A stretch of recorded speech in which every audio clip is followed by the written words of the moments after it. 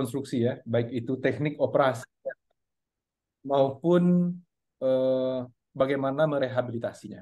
Dan juga teman-teman dari Prime Rehab dan Performance, terima kasih atas sudah mengkoordinir kegiatan sore hari ini. Kita ketahui bahwa akhir-akhir ini operasi ACL rekonstruksi itu semakin banyak dilakukan ya. Mungkin zaman dahulu operasi ACL rekonstruksi ini merupakan suatu operasi yang sangat mahal yang kadang tidak terjangkau oleh seluruh pasien yang membutuhkan tindakan ACL rekonstruksi ini. Akan tetapi dengan bergulirnya asuransi BPJS, tindakan ACL rekonstruksi ini mulai di cover ya, dibantu oleh asuransi BPJS ini, terutama di rumah sakit rumah PA. Tidak bisa menyanggupi untuk membantu pasien yang membutuhkan operasi cedera ACL. Memang pada prinsipnya, mungkin di Indonesia, operasi ACL rekonstruksi ini masih tergolong operasi yang membutuhkan biaya yang sangat tinggi karena membutuhkan implan khusus dan juga peralatan khusus. Karena zaman dahulu dokter bedah melakukan tindakan operasi ACL rekonstruksi itu menggunakan teknik terbuka, namun saat ini telah berkembang operasi ACL rekonstruksi menggunakan teknik minimal invasif dengan menggunakan artroskopi yang membutuhkan alat khusus, akan tetapi eh, hanya membutuhkan sayatan yang minimal sekali yang memberikan hasil yang jauh lebih baik daripada tindakan operasi terbuka. Mungkin bagi kawan-kawan fisioterapi yang belum pernah eh, apa kita bertemu dan berinteraksi, perkenalkan nama saya Rizky Rahmadian, saya dokter bedah ortopedi di Kota Padang yang sehari-hari beraktivitas di beberapa rumah sakit di Kota Padang seperti Rumah Sakit M. Jamil, Rumah Sakit Semen Padang, dan Rumah Sakit Naili. Akan tetapi operasi-operasi ACL rekonstruksi sebagian besar itu kami lakukan di Rumah Sakit M. Jamil karena memang Rumah Sakit M. Jamil tersebut merupakan rumah sakit rujukan vertikal tipe A dengan coveran BPJS yang mencukupi untuk membantu pasien-pasien yang membutuhkan tindakan ACL rekonstruksi. Kenapa penting sekali kita mendiskusikan ACL rekonstruksi ini, terutama teknik operasinya, karena memang selalu saya sebutkan kepada pasien-pasien yang menjalani tindakan ACL rekonstruksi, kalau tindakan operasi itu hanya memegang peranan 30% saja dari keberhasilan tindakan kita. 30% ya sepertiga lah gitu ya, kurang dari sepertiga dari 100%. 30% lagi itu adalah peran dari teman-teman fisioterapi. 30% lagi itu adalah semangat dari pasien dalam melakukan dan kedisiplinan pasien dalam melakukan tindakan rehabilitasi pasca operasi. 10% itu lain-lain. Apakah itu kondisi tulang pasien, kondisi tubuh pasien, lalu bagaimana kualitas geraknya, dan lain-lain.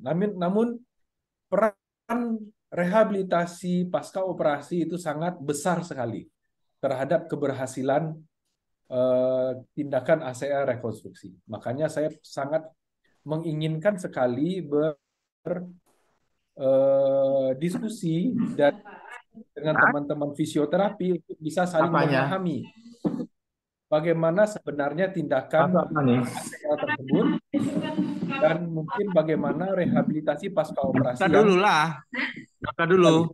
Sekali. Nah, sampai Baiklah, kita mulai ya. Nah, kalau kita tinjau sedikit mengenai anatomi sendi lutut, mungkin sama-sama sudah dipelajari di waktu kuliah dahulu di sekolah fisioterapi. Kalau sendi lutut itu terdiri dari komponen seperti komponen ya. Itu tulang femur, baik itu tulang tibia, tulang fibula, dan tulang patella. Dan permukaan sendinya itu dilapisi oleh tulang rawan sendi. Yang kita ketahui tulang rawan sendi itu adalah komponen yang sangat licin sekali yang bisa menyebabkan sendi kita bergerak dengan baik. Dan komponen yang tidak kalah penting di sini adalah komponen soft tissue atau jaringan lunak yang menstabilkan sendi lutut, yang kita sebut dengan ligamen. Nah, ini adalah ligamen-ligamen utama yang ada di sendi lutut yang menstabilkan sendi lutut, seperti ACL, yaitu kependekan dari anterior cruciate ligament yang berada di tengah-tengah. PCL itu adalah posterior cruciate ligament yang berada di bagian belakang sendi lutut. MCL itu adalah medial collateral ligament yang berada di bagian medial sendi lutut, dan LCL itu adalah lateral collateral ligament yang berada di bagian luar dari sendi lutut. Nah, ini adalah fungsi masing-masing dari ligamen tersebut, di mana ACL itu menahan lutut ke bagian anterior, PCL itu menahan sendi lutut ke bagian posterior, MCL itu menahan gerakan daripada sendi lutut, dan LCL itu menahan gerakan valgus daripada sendi lutut.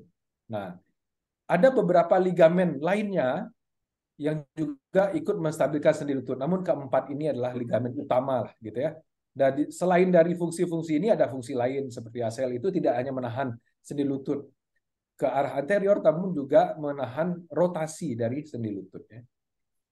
Nah, untuk hari ini kita mendiskusikan mengenai ACL. Insya Allah pada kesempatan lain kita akan mendiskusikan cedera-cedera lain seperti cedera PCL yang juga tidak kalah sulit untuk kita manage, dan MCL dan LCL.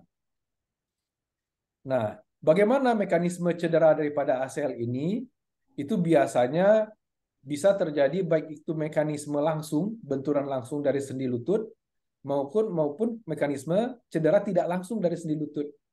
Mekanisme cedera langsung itu ya seperti ketika berolahraga lalu berbenturan dengan pemain lainnya yang menyebabkan terjadi regangan tiba-tiba dari ligamen anterior cruciate ligamen tersebut yang menyebabkan dia terputus. Akan tetapi tidak jarang atau malah lebih sering, sekitar 78% itu malah non-kontak injury, jadi cedera yang non-kontak. Itu biasanya adalah cedera twisting tiba-tiba, ya. Cedera twisting tiba-tiba dari sendi lutut yang menyebabkan jadi regakan tiba-tiba juga dari anterior cruciate ligamen yang menyebabkan terjadinya cedera atau putus. Nah, bagaimana cara kita mendiagnosa dari anterior cruciate ligament injury ini? Yang pertama ya history, ya, ada mekanisme cedera. Nah, jadi sangat tidak mungkin ACL ini putus apabila tidak ada cedera. Itu hampir bisa kita bilang tidak mungkin. Mungkin pada usia-usia tua gitu ya, yang sudah terjadi degeneratif, mungkin terjadi mekanisme trauma yang berulang-ulang atau repetitif trauma. Itu mungkin bisa putus. Namun biasanya kalau pada anak muda yang terjadi cedera ACL ini biasanya adalah cedera yang kuat gitu ya, yang melebihi kekuatan daripada ACL itu sendiri yang menyebabkan ACL-nya putus, ya. Nah, dari pemeriksaan fisik mungkin kita semua sudah bisa memahami bagaimana cara mendiagnosanya. Yang pasti pada keadaan akut tentunya lututnya akan terjadi pembengkakan, ya, pembengkakan. Memang apabila terjadi secara akut itu kita agak sulit mendiagnosa karena lututnya sangat bengkak sekali. Biasanya penanganan awal seperti yang kita diskusikan beberapa minggu yang lalu, itu kita lakukan tindakan RICE dulu, yaitu kita istirahatkan, dikompres dengan es, elastis verban, dibalut dengan elastis verban, lalu kita elevasikan. Lalu dalam 1 atau 2 minggu terjadi pembengkakannya menghilang, itu baru kita bisa lakukan pemeriksaan fisik. Nah, untuk lebih bermakna, gitu ya. Nah biasanya pemeriksaan fisik pada ACL ini kita mendapatkan suatu tes yang positif untuk anterior drawer test ataupun Lachman test. Saya rasa kita semua sudah memahami bagaimana cara melakukan anterior drawer test dan Lachman test. Nah, di sini akan terlihat lututnya kendor ke arah anterior yang menandakan kalau pas kita tarik itu lututnya kendor, itu menandakan kalau ACL-nya kemungkinan cedera. Apakah pasti cedera? Belum tentu.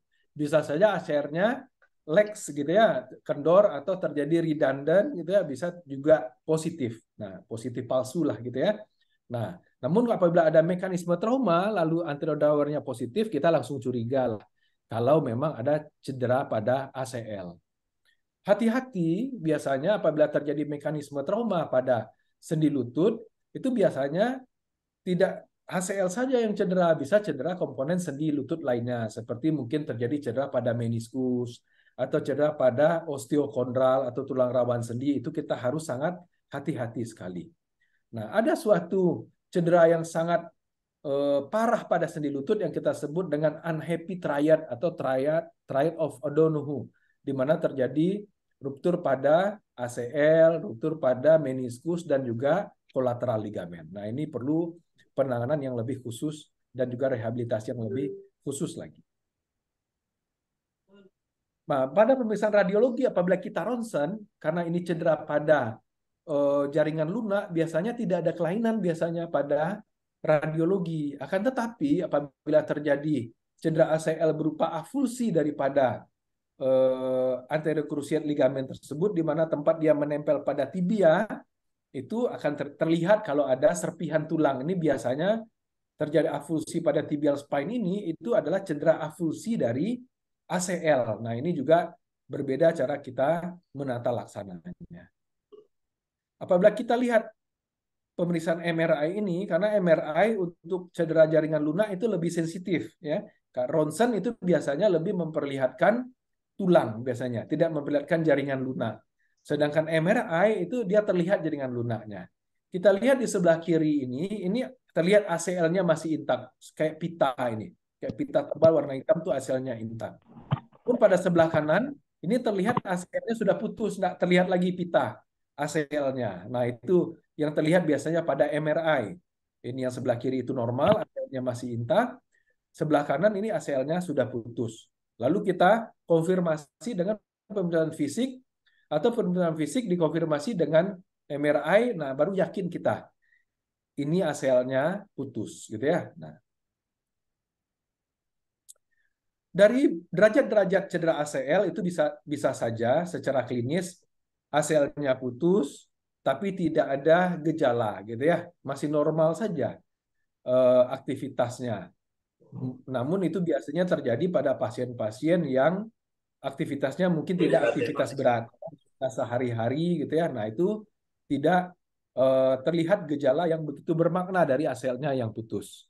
Nah, sepertiga lagi pasien itu akan mengeluhkan ada keluhan pada gerakan-gerakan tertentu, ya, gerakan-gerakan tertentu. Itu biasanya pada sepertiga pasien. Nah, sepertiga lagi pada pasien-pasien yang beraktivitas berat itu biasanya sehari-hari akan mengeluhkan ada masalah di sendi lututnya. Karena ada gejala-gejala instabilitas pada sendi lutut. Pada pasien-pasien yang mengikuti masih melakukan aktivitas berolahraga, itu biasanya pada gerakan-gerakan pivot, ya, gerakan-gerakan memuntir daripada sendi lututnya, itu akan mengeluhkan ada gejala instabilitas. Nah, itu biasanya kita sebut ada terasa giving away, gitu ya, giving away. Rasa-rasa lututnya mau lepas pada posisi tertentu. Nah, itu gejala khas daripada adanya cedera pada ACL. Nah, apa akibat daripada ACL yang putus ini? Tentunya lutut tidak sestabil apabila ACL-nya masih intak. Nah, hal tersebut akan menyebabkan aktivitas pasien akan terganggu dan juga akan menyebabkan cedera pada komponen sendi lutut lainnya. Apakah itu akan menyebabkan meniskusnya lama-lama akan rusak, atau tulang rawan sendinya juga akan rusak, akan menyebabkan osteoartritis sekunder yang lebih cepat pada pasien yang ACL-nya putus. Nah, ini klasifikasinya ya, apakah ACL-nya itu putusnya itu total, apakah itu putusnya parsial, itu ya, setengah. Dan kita ketahui bahwa ACL itu ada dua bandel, ya, ada dua bandel. Bisa saja putusnya satu bandel saja, gitu ya. Terkadang pada pasien tertentu dia putus satu bandel, itu tidak ada gejala, bisa aja beraktivitas biasa. Namun pada pasien tertentu, putus satu bandel saja sudah menyebabkan gangguan pada aktivitas sehari-hari. Nah, hal tersebut tentu sangat dipengaruhi dengan bagaimana kualitas sendi lututnya, bagaimana kekuatan otot quadricepsnya, bagaimana kekuatan otot hamstringnya, bagaimana aktivitasnya, apakah pasien sehari-hari menjalani aktivitas yang berat, apakah pasien mengikuti kegiatan olahraga dengan kondisi sendi lutut seperti itu, dan bagaimana compliance dari pasien dalam menjalani rehabilitasi. Sering sekali pasien bertanya, apakah pasien dengan cedera ACL itu harus dioperasi? Jawabannya tentu tidak. Semua pasien perlu direhabilitasi pada pasien-pasien yang menjalani cedera ACL. Karena itu sangat tergantung dengan pertama level aktivitas dari pasien, yang kedua bagaimana kebutuhan pasien terhadap sendi lututnya. Apabila pasien tidak begitu membutuhkan lutut dengan aktivitas yang berat dan tidak ada gejala, tentunya tidak perlu dioperasi, ya kan, dilakukan rekonstruksi. Akan tetapi kalau pasien dalam aktivitas sehari-hari itu sudah mengalami gangguan ataupun pasien membutuhkan aktivitas yang eh, lebih gesit gitu ya, dan itu terganggu dengan kondisi lututnya, nah itu kita anjurkan untuk melakukan tindakan ACL rekonstruksi. Nah, ya, kalau kita lihat gambaran artroskopi seperti ini ya, ACL-nya putus ya di dalamnya, dalam. Nah, ini setelah dilakukan rekonstruksi. Jadi ACL yang sudah putus itu pertama kita harus tentukan ini membutuhkan tindakan repair atau kita harus melakukan tindakan rekonstruksi atau kita anjurkan rekonstruksi. Nah, yang perlu kita sadari bahwa di sendi lutut tersebut ada cairan sendi. Nah, cairan sendi itu mengandung banyak enzim sekali. Salah satu enzimnya adalah enzim proteolitik yang kita kenal dengan enzim lisozim. Nah, apa positifnya enzim lisozim ini? Positifnya adalah enzim tersebut akan mencegah terjadinya fibrosis daripada sendi lutut, sehingga sendi lutut itu selalu licin, gitu ya, licin dan tidak ada perlengketan. Akan tetapi negatifnya, apabila terjadi cedera ligamen pada dalam sendi lutut, itu tidak akan pernah dia menyambung sendiri. Nah, berbeda dengan luka kita, ya kan? Berbeda dengan luka kita yang ada di kulit misalnya gitu ya. Nah, ada luka di kulit, itu kita biarkan lukanya menyatu ya pada kondisi tertentu, menyatu dia karena dia terbentuk fibrosis, lalu ada sel yang menyebabkan dia bisa menyambung lagi. Akan tetapi kalau pada sendi lutut karena ada enzim lisozim tersebut, proses fibrosis itu, proses penyambungan itu tidak terjadi dia, tidak terjadi. Sehingga ligamennya itu tidak akan bisa menyambung sendiri. Dan juga tidak bisa kita sambungkan. Misalnya kita jahit lah gitu ya, kita buka lalu kita jahit, nggak bisa. Sehingga tindakan ACL rekonstruksi itu adalah dengan membuatkan kembali ligamennya.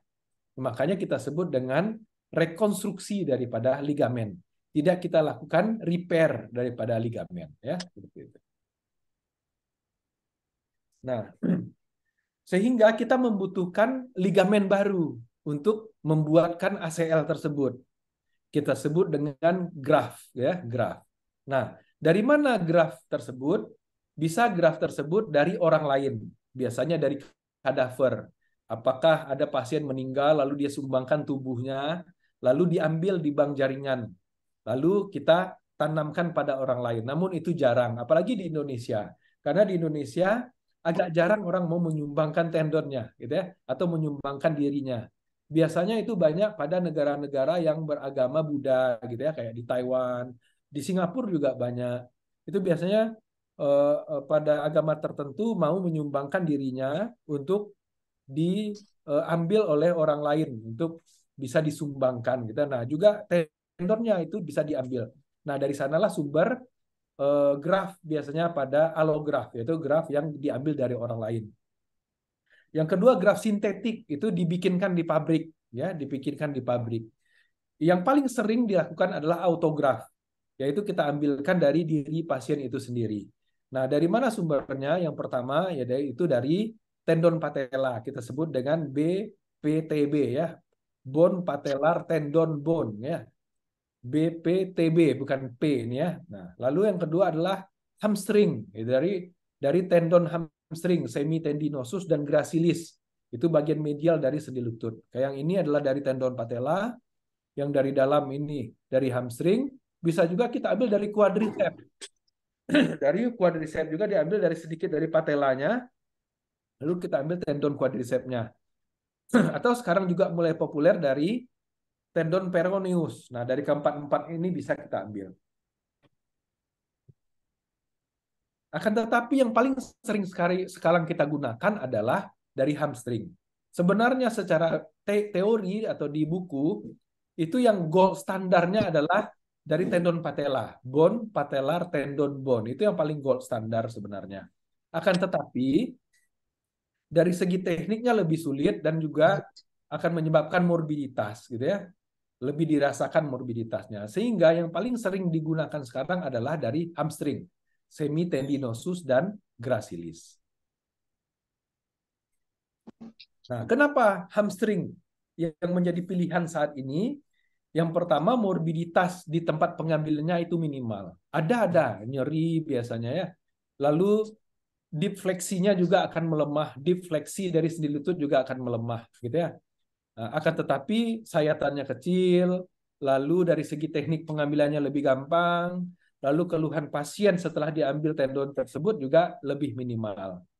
Kekuatannya juga lumayan bagus hamstring ini karena tebal dia, tebal. Kita gabung antara semitendinosus dan gracilis itu dia juga cukup tebal. Jadi cukup kuat dia kalau apabila kita gunakan hamstring. Dari segi teknik dia relatif gampang dan juga dari segi memfiksasinya juga relatif lebih gampang. Secara kosmetik juga lebih kecil gitu sayatannya tergantung teknik daripada masing-masing operator. Nah, apa kunci sukses dari ACL rekonstruksi dari segi teknik operasi? Yang pertama adalah kualitas dari graf. Besaran dari graf semitendinosus dan gracilis masing-masing pasien itu berbeda. Itu ya tergantung dari bagaimana ukuran tubuh pasien, apakah pasiennya rajin berolahraga atau tidak, status gizi sebelumnya gitu ya. Yang menyebabkan nanti besar dari tendonnya itu berbeda-beda. Ada yang besar, ada yang kecil, ya. Nanti bisa kita ketahui setelah kita ambil. Lalu kunci yang kedua adalah teknik operasinya. Bagaimana kita membuat tunnelnya. Nanti kita harus membuat tunnelnya seanatomis mungkin sehingga kita menghasilkan posisi graf hampir sama dari posisi ACL yang alami, yang dahulu gitu ya, yang alami. Semakin anatomis kita membuat tunnelnya, semakin bagus hasilnya. Yang ketiga adalah kekuatan dari grafnya tersebut. Itu ditentukan adalah baik itu dari diameter dari tendonnya. Yang kedua juga bagaimana kondisi tendonnya, status gizi pasien lah gitu ya. Apakah tendonnya sendiri itu kualitasnya bagus dan kuat gitu. Nah, itu akan sangat menentukan kunci keberhasilan operasi ya, kunci keberhasilan operasi. Nah, saya mulai dari teknik operasi. Izinkan saya bercerita bagaimana sehari-hari kita mengoperasi pasien-pasien ACL rekonstruksi, terutama yang kami lakukan, gitu ya, kami lakukan. Karena bagaimana teknik operasi dan bagaimana pemilihan graf itu juga sangat menentukan bagaimana kawan-kawan fisioterapi nanti melakukan fisioterapinya. Bone patellar bone tendon beda lagi, mungkin pendekatan fisioterapinya. Hamstring itu beda lagi pendekatan fisioterapinya. Apa fiksasi yang digunakan itu juga sangat menentukan bagaimana pendekatan fisioterapi nanti pasca operasi. Dan itu akan sangat menentukan keberhasilan. Sangat menentukan keberhasilan. Nah, posisinya biasa posisi supine dengan kaki seperti ini, fleksi 90 derajat di meja operasi atau menggantung. Kedua-duanya bisa saja. Dan ini surgeon preference itu ya, bagaimana seorang dokter bedah lebih familiar melakukan tindakan operasinya. Lalu di draping secara steril, gitu ya, di draping secara steril supaya hasil operasinya tidak terjadi infeksi. Ini sangat penting sekali, ya, sangat penting sekali. Setelah itu kita lakukan pengambilan graf. sebenarnya sebelum ini juga kita lakukan pemeriksaan fisik lagi. Karena pemeriksaan fisik intraoperatif itu sangat penting sekali. Ya, sangat penting sekali. Setelah itu kita ambil grafnya. Nah, ini teknik pengambilan graf kalau kita mengambil hamstring, ya, hamstring. Kita ambil, kita sayat di bagian medial sendi lutut. Mungkin bagi kawan-kawan fisioterapi yang sudah ketemu pasien-pasien pasca ACL rekonstruksi, itu melihat ada sayatan di bagian medial sendi lututnya. Nah, itu sayatan pengambilan graf dan juga sayatan untuk membuat tunnel tibia, ya, tunnel tibia. Setelah itu kita identifikasi semitendinosus dan gracilis, ya, semitendinosus dan gracilis. Lalu kita gunakan alat yang di sebelah kanan ini namanya tendon stripper namanya, tendon stripper. Dengan alat ini kita ambillah semitendinosus dan gracilis sepanjang mungkin, ya, sepanjang mungkin. Mungkin jadi pertanyaan, mungkin loh, kok bisa ya dengan sayatan yang kecil itu lalu dapat tendon yang panjang? Nah, ini alatnya namanya tendon stripper, ya, tendon stripper. Nah, kalau kita mengambil bone patellar tendon bone, nah itu ada alat khusus lagi. Lalu kita ambil di sayatannya lebih besar di bagian anterior, lalu kita ambil sebagian dari patelanya, tidak keseluruhan, sebagian dari patelanya, lalu kita ambil tendon patelanya sepertiga saja, lalu kita ambil lagi tibianya juga sedikit, sehingga hasilnya menjadi seperti ini. Ya, hasilnya jadi seperti ini. Bone, nah ini tulang, patellar tendon, dan bone. Makanya namanya BPTB. Bone, patellar tendon, dan bone. Gitu ya. Nah, gold standard sebenarnya ini. Akan tetapi dari segi teknik agak sulit, dan kosmetik dan juga morbiditas tempat pengambilannya juga cukup besar. Sehingga pilihan saat ini di dunia kebanyakan orang menggunakan hamstring, ya, hamstring. Yang ketiga, quadricep. Nah, ini juga mulai populer ini quadricep. Ini juga kita perlu alat khusus untuk mengambilnya. Ini alatnya, ya, ini alatnya.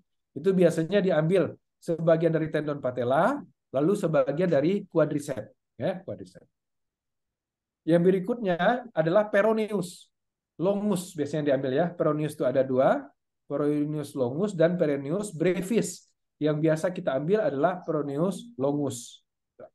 Nah, kadang-kadang kita akan mengambil beberapa. Kita dalam satu settingan operasi bisa kita ambil hamstring, patellar tendon, atau peroneus longus. Itu biasanya apabila terjadi multiple ligament injury. Ruptur ACL-nya, ruptur PCL-nya, ruptur MCL-nya, terpaksa kita ambil beberapa sumber graf yang ada pada tubuh pasien.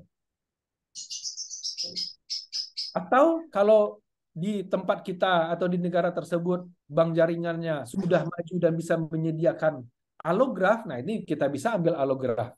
Ya, dari kadaver itu banyak bisa kita ambil. Bisa kita ambil dari tendon Achilles, bisa kita ambil dari tendon patella, atau dari tendon lainnya. Ini bisa juga kita gunakan. Atau bisa juga kita ambil dari sintetik, dari buatan pabrik. Ini ada beberapa merek, ya, yang mungkin tidak begitu populer. Karena secara laporan di jurnal, ini hasilnya tidak sebaik dari autograf, ya. Namun ya, pasien tidak, morbiditasnya tentu akan lebih kecil karena tendon pasien tidak diambil. Setelah kita ambil graf dan mungkin asisten menyiapkan grafnya untuk bisa ditanamkan, lalu operator akan melakukan tindakan artroskopi diagnostik namanya, artroskopi diagnostik. Nah, di sini akan dimasukkan kamera ke dalam sendi lutut pada portal tertentu, lalu dilihatlah apakah benar secara objektif ACL-nya putus total dan perlu kita perbaiki. Nah, ini gambaran artroskopinya biasanya. Kita lihat patelanya, apakah patelanya sudah terjadi kerusakan tulang rawan seperti ini. Ini sering-sering terjadi. Kalau dulu sering teman-teman di fisioterapi mendapatkan adanya pasien yang nyeri ketika naik turun tangga, adanya anterior knee pain yang menandai adanya tulang rawan sendi lutut pasien rusak. Nah, ini gambaran artroskopinya, tulang rawan patelanya rusak, ya kan? Lalu kita lihat meniskus medial dan lateral. Apakah meniskusnya sobek? Ya, ini berbagai gambaran. Ini meniskus normal. Ini gambaran, beberapa gambaran meniskus yang sobek, ya, yang terjadi meniscal tear, ya. Lalu kita lihat ACL-nya. Ini ACL-nya yang intak, yang bagus. Ini bentuknya ACL yang intak. Nah, ini yang sebelah kanan apabila ACL-nya rupture ya, atau putus ACL-nya. Nah, di sini baru kita bisa pastikan, oh ya ternyata ACL-nya memang putus dan perlu kita rekonstruksi. Kita lihat juga PCL-nya bagus atau tidak PCL-nya, gitu ya. Nah, kita kadang-kadang kita juga bisa melihat ligamen poplitea yang di bagian belakang. Nah, kita masuk kepada teknik ACL rekonstruksi, lalu kita bikinlah tunnel ya. Nah, kalau kita lihat di sini, ini diagram lah ya, seperti gambaran bagaimana kita merekonstruksi ACL. Kita membutuhkan graf, yang kita akan bentuk grafnya seperti ini. Lalu kita membutuhkan tunnel, lubang di tibia untuk memasukkan grafnya. Lalu kita juga bikin tunnel di femur untuk memasukkan grafnya ke arah femur. Jadi graf yang baru tersebut kita masukkan ke tibia, masuk ke intraartikuler, masuk ke femur, ke dalam terowongannya atau tunnelnya. Lalu di femur nanti difiksasi supaya dia tidak bergerak, ada berbagai macam fiksasi, dan di tibia juga difiksasi supaya dia tidak bergerak. Dengan berjalannya waktu, kita harapkan antara tendon dengan femur ini akan menyatu, dan tendon atau ligamen yang ada di tibia ini akan menyatu. Akan berfungsilah ACL-nya dengan baik. Ya, gitu ya. Nah, jadi kita butuh membuat lubang di tibia, kita butuh membuat lubang di femur, lalu kita masukkan grafnya ke tibia, ke femur, ke intraartikuler, ke femur. Lalu kita fiksasi dengan beberapa jenis fiksasi. Nanti di belakang akan kita jelaskan bagaimana cara memfiksasinya supaya tidak bergerak. Kita lanjutkan. Nah, begini ya. Ini pertama kita bikin tunnel di femurnya. Kita bikin lubang di femurnya sesuai dengan ukuran graf yang kita dapatkan. Kalau kita dapatkan diameter grafnya 8 mili, ya kita bikinlah 8 mili. Kalau kita dapatkan diameter grafnya 10 mili, kita bikinlah diameternya 10 mili supaya graf kita press fit masuk ke dalam tunnelnya. Nah, kira-kira posisinya di sini, di lateral, di condylus lateralis daripada femur. Setelah itu kita bikinlah tunnel di tibia. Nah, ini jignya namanya, ini jignya. Kita tentukan sudutnya di mana keluarnya, di tempat posisi tendon ACL-nya yang terdahulu. Lalu kita bikin juga tunnel di tibia sesuai dengan ukuran diameter graf yang kita dapatkan. Lalu kita persiapkan grafnya. Ini ya hamstring yang sudah kita dapatkan tadi, kita bersihkan dari otot-ototnya, lalu kita lipat dengan teknik tertentu, lalu kita jahit, rapihkan, sehingga kita dapatkan seperti ini. Lalu kita ukur diameternya. Berapa diameter tendon patella tersebut, ya, tendon patella tersebut. Tendon patella. Graf yang kita dapatkan, sehingga bisa kita masukkan ke dalam tunnelnya. Sangat hati-hati sekali ini mengukurnya, jangan sampai nanti dia sendat ya, nggak bisa masuk. Aduh, itu malah petaka ketika operasi. Karena dia diameternya ternyata 8, lalu kita bor 7, setengah mati kita memasukkannya, gitu ya. Setelah itu kita masukkanlah graf kita. Kita masukkan graf kita ke tibia, lalu kita masukkan ke intraartikuler, kita masukkan ke femur, gitu ya. Ditarik sama tali biasanya, ditarik sama tali. Setelah itu kita fiksasi grafnya, ya, kita fiksasi bergrafnya. Nah, ini sangat penting sekali, ya, bagaimana cara memfiksasi. Kalau enggak, kendor graf kita. Fiksasinya itu adalah fiksasi di femur dan juga fiksasi di tibia. Apa saja pilihan fiksasinya? Nah, ini kita jabarkan berikutnya. Nah, kenapa fiksasi itu penting sekali? Yang pertama, fiksasi tersebut mempertahankan, gitu ya, mempertahankan graf kita tersebut, baik itu di femur dan di tibia, sehingga dia tidak bergerak-gerak lagi. Kalau fiksasinya tidak bagus, nanti kendor lagi dia, ya, kendor lagi. Nanti anterior drawernya akan positif lagi, walaupun sebenarnya ligamennya masih ada. Jadi dia seperti redundant ya, seperti kendor ya, seperti kendor. Nah, jadi graf fiksasi itu sangat penting sekali. Ketegangan ketika kita memfiksasi itu juga sangat penting sekali secara teknik. Nah, Bagaimana kita memilih fiksasi itu surgeon preference ya, itu pilihan dari dokter bedahnya. Dan juga apa yang tersedia di tempat dia operasi. Dan seberapa banyak dana yang tersedia, karena ini menyangkut harga ya, menyangkut harga.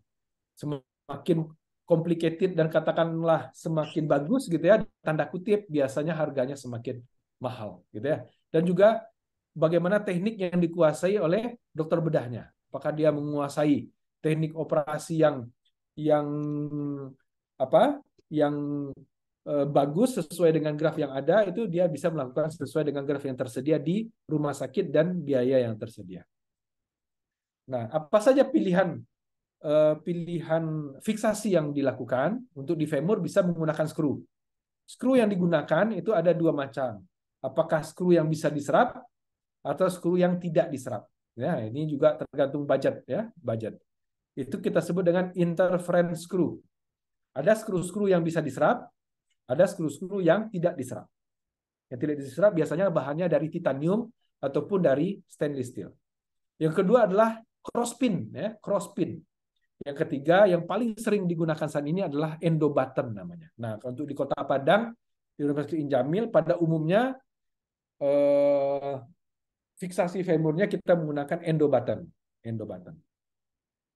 Untuk di tibia ini macam-macam ya, macam-macam. Paling sering itu kita gunakan interference screw yang diserap. Atau bisa juga kita gunakan button juga bisa. Karena kalau kita pakai button di atas button di bawah itu ya sangat mahal sekali karena button ini memakan biaya yang lebih tinggi daripada screw. Nah, ini contohnya kalau kita gunakan screw. Ini interference screw yang diserap ini ya, seperti ini. Nah, ini biasanya lebih gampang kita gunakan, mengaplikasikannya lebih gampang, dan juga bisa diserap ya kalau kita gunakan yang diserap. Tapi hati-hati di sini apabila pemilihannya tidak tepat, ukurannya, lalu tunnelnya juga kekecilan atau kualitas tulang orangnya juga tidak bagus, itu bisa menyebabkan wall out namanya, jebol dia tulangnya, jebol tulangnya. Jadi sangat penting operator menilai bagaimana kualitas tulang dan fiksasi apa yang cocok buat pasiennya. Ini crosspin ini seperti paku gitu ya, yang bisa memfiksasi grafnya. Di Indonesia ini tidak banyak beredar ini. Biasanya di Indonesia itu yang beredar adalah interference screw atau button. Nah, seperti ini kayak button, seperti kancing baju lah gitu ya, kancing baju gitu ya. Dimasukkan lalu dia menyangkut di cortex. Sehingga lalu ada loop-nya, ada benangnya yang menahan graf. Ya, dia masuk ke femur, lalu ada loop-nya, lalu ada button yang menahan di sini. Ya. Nah, post-op akan kelihatan seperti ini dia. Post-op akan kelihatan seperti ini. Ada ini graf yang baru, masuk ke femoral tunnel, ini di tibial tunnel. Ya. Nah, kalau kita ronsen seperti ini dia nanti. Kalau kita pakai skru dan skru seperti ini. Skru dan skru. Ya. Skru di atas, skru di bawah, atau pakai washer namanya ya di bawah, dan ini button di atas gitu ya, atau fiksasi lainnya. Terserah apa saja jenis fiksasinya, bagaimana dokter bedahnya familiar, dan fisioterapisnya selayaknya mesti mengetahui apa jenis fiksasi. Karena pendekatan rehabnya akan sedikit berbeda masing-masing teknik operasi dan jenis fiksasi. Gitu ya. Nah, mungkin kawan-kawan nanti bisa membaca mungkin di jurnal bagaimana perbedaan teknik-teknik rehab masing-masing button ini. Masing-masing jenis fiksasi. Nah, kembali kami ingatkan bahwa rehabilitasi pasca operasi pada ACL rekonstruksi ataupun rekonstruksi ligamen itu sangat penting sekali. Kalau boleh saya memberikan kredit kepada teman-teman fisioterapi, itu jauh lebih penting daripada operasinya, ya, daripada operasinya.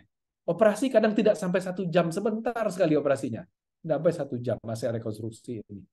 Akan tetapi rehabilitasinya bisa sampai 6 bulan, ya kan? Sampai kadang-kadang bisa lama sekali. Jadi begitu pentingnya fisioterapi yang tepat sehingga bisa mendapatkan hasil yang baik.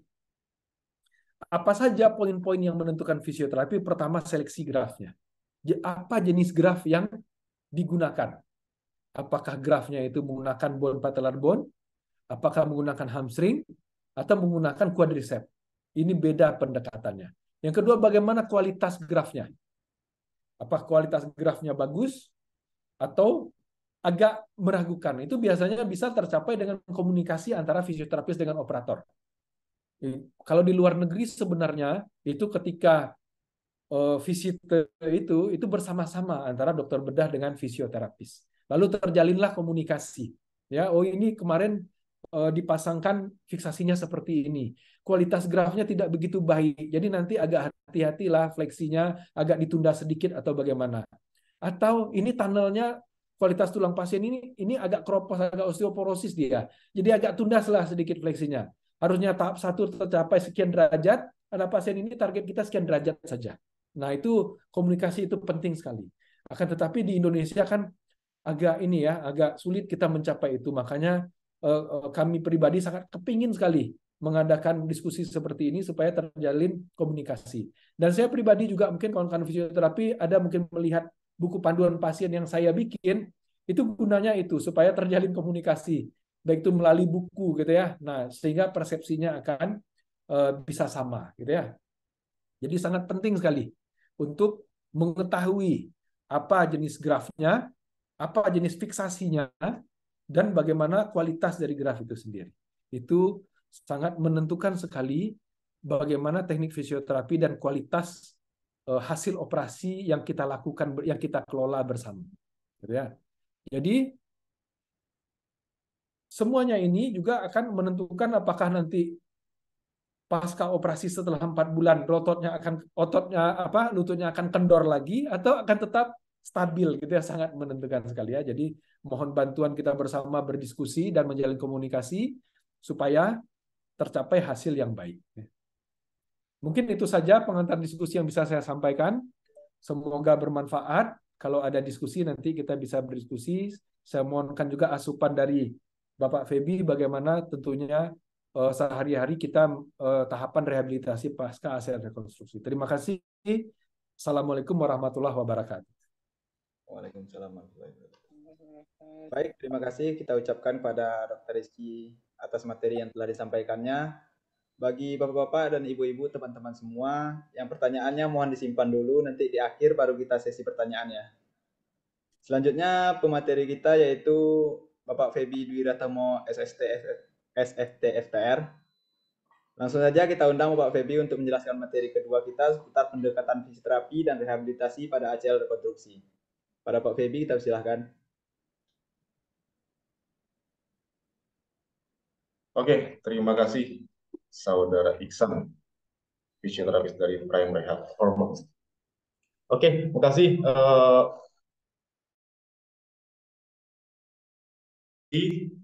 Sangat berguna banget buat kita semua. Tadi Dr. Rizky menegaskan bahwasanya apa yang style yang diambil operasinya baik dari hamstring atau mungkin dari tadi atau mungkin dari peroneus masing-masingnya berbeda. Oke, langsung saja.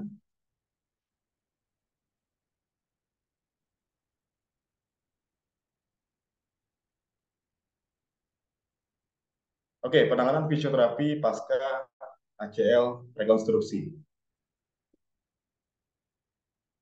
Oke, fisioterapi guidelines for rehabilitation ACL.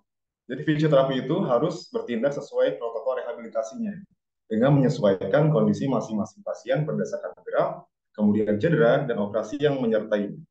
Jadi ACL murni dengan ACL dengan meniskus tentunya pendekatannya berbeda. Kemudian yang tidak kalah pentingnya harus didasarkan pada penyembuhan dari biologis jaringannya. Oke, ini analoginya. Preoperasi,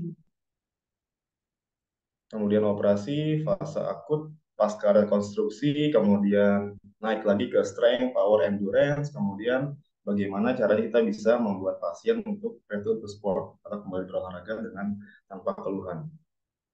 Oke, kemudian preoperasi, misal pasien terkena ACL, kemudian kontrol ke ortopedi ternyata ACL-nya putus dan diwajibkan untuk operasi. Sebelum operasi, bagusnya rehab dulu. Apalagi kalau misalkan ICL-nya ini udah lama ya, ibarat sudah kronis, misalnya sudah 6 bulan yang lalu putus, atau mungkin 1 tahun. Jadi baiknya rehab dulu, fisioterapi, sudah mencapai tujuan atau sasaran, kemudian baru siap untuk masuk ke meja operasi. Nanti di belakang kita jelaskan lebih lanjut lagi. Oke, ini kalau misalkan baru terjadi cedera ya, baru terjadi cedera, tentunya masih ada bekas dan inflamasi, kemudian goalnya akan meningkatkan ROM, kemudian meningkatkan otot quadriceps, serta memanage dan evaluasi lower extremity. Oke, intervensi yang bisa kita lakukan pada kondisi preoperasi, baru cedera, kita kalau misalkan di klinis ada krayoterapi, bagus banget, bisa menggunakan krayoterapi, kalau tidak bisa diganti dengan ice 10-15 menit. Tapi yang paling penting, ketika kita menggunakan es langsung, jangan sampai selama ini ya, karena ketika menggunakan es langsung ke kulit, transfer energi dinginnya itu lebih cepat. Jadi baiknya ya 3-5 menit cukup kalau misalkan tidak ada kompres atau alat gel khusus untuk kompresnya. Karena kalau misalnya terlalu lama, nanti akan bukan efek dingin yang didapat, malah efek panas. Kalau misalnya kita megang es terlalu lama, pasti panas, akhirnya ya memperlebar pembuluh darah. Jadi efek dingin yang didapat tidak tercapai. Kemudian yang paling penting elevasi. Jadi manajemen pas akutnya ya elevasi with ankle pump. Ini bisa kita sampaikan juga kepada pasien untuk dilakukan di rumah. Kemudian yang tidak kalah penting gait training. Karena pada pasien ICL biasanya pola jalannya itu dia semi flexion. Semi flexion karena menghindari kaki dalam posisi yang lurus. Nah, mungkin nyeri, nah mungkin berasa ya tidak stabil atau goyang. Jadi rata-rata pasien berjalan dengan pola flexion deformity. Kemudian passive from stretch, isometric exercise, quadriceps setting, hamstring setting, glute setting, kemudian active roam, kemudian progressive resistance exercise, dan tidak kalah penting joint and soft tissue mobilization. Oke, ini sebuah konsep ya. Jadi tubuh kita dalam bergerak punya sistem yang dinamakan kinetic chain atau rantai kinetik dari mulai cervical sampai foot and ankle. Kebanyakan pasien, khususnya kondisi dengan adanya diagnosa kronik, pasti rantai kinetiknya problem. Tidak hanya pada kondisi preoperasi ya, tapi semua kondisi yang ada diagnosanya pasti akan mengalami problem kinetic chain. Oleh karena itu, fisioterapi sebagai ahli gerak dan fungsi tubuh mesti paham dan tahu bagaimana cara mentreatment solusinya. Contoh, misalkan kalau di gambar yang ini, ankle-nya ada pronation, kemudian efek yang ditimbulkan bisa sampai ke atas ini, sampai ke cervical juga. Kita contoh lagi, kalau misalkan dia ACL problem, semi flexion dari knee, efek yang ditimbulkan ya kompensasi dari segmen di atas maupun di bawahnya. Oleh karena itu, kita akan mesti mengevaluasi preoperasinya dari mulai kekuatan ototnya bagaimana, kemudian fleksibilitas dan mobilitas tungkainya, otot core, pinggul, dan pergelangan kaki. Itu merupakan strategi yang kita lakukan untuk rehabilitasi pasca operasi. Kenapa ini mesti dilakukan di fase preoperasi? Karena lebih mudah. Karena pasca operasi tentu banyak problem ya, yang akan telepon Kak Irwan jadi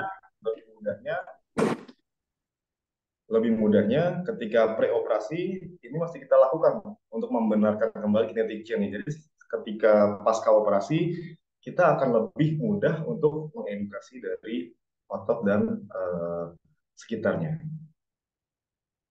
Oke, ini klasifikasinya ya. Ada kinetic chain terbuka atau open kinetic chain, disingkat OKC, kemudian kinetic chain tertutup atau CKC. Kinetic chain terbuka adalah kombinasi dari sendi berturutan di mana segmen terminal, segmen ujung dapat bergerak bebas. Dalam sebuah gerakan open chain, aspek distal dari ekstremitas atau akhir dari rantai terjauh dari tubuh bergerak bebas dan tidak tetap untuk suatu objek. Contoh, kita menggerakkan seperti ini merupakan latihan dari open kinetic chain. Kita kasih beban, bicep curl, ini adalah open kinetic chain. Hal ini biasanya meliputi latihan untuk meningkatkan kekuatan otot dan rentang gerak sendi. Jadi fungsi dari OKC ini atau kinetic chain meningkatkan kekuatan dan rentang gerak. Kemudian yang kedua, kinetic chain tertutup adalah latihan atau gerakan-gerakan di mana aspek distal dari ekstremitas adalah tetap untuk objek yang tetap juga. Saat bagian distal tetap, gerakan pada satu sendi dalam rantai kinematik membutuhkan gerak serta sendi lain dalam rantai kinetik. Dengan demikian, baik proksimal dan bagian distal menerima pelatihan resisten pada saat yang sama. Teknik CKC ini menekankan gerakan berurutan dan penempatan sendi terkait fungsional. Jadi CKC ini dia lebih fungsional. Dan karena itu memerlukan koordinasi dan pola aktivitas otot yang berurutan untuk mengontrol gerakan sendi yang tepat. Jadi manfaat dari OKC meningkatkan kekuatan dan rentang gerak, ini basicnya ya. Kemudian close kinetic chain dia untuk koordinasi dan pola aktivitas otot sehingga dan gerakannya pun lebih fungsional.